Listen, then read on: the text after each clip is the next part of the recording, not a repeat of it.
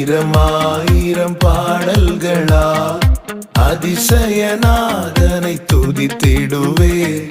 ஆனந்த கீதம் பாடிடுவேன், நான் ஆனந்த கீதம் பாடிடுவேன். ஆயிரம் பாடல்களா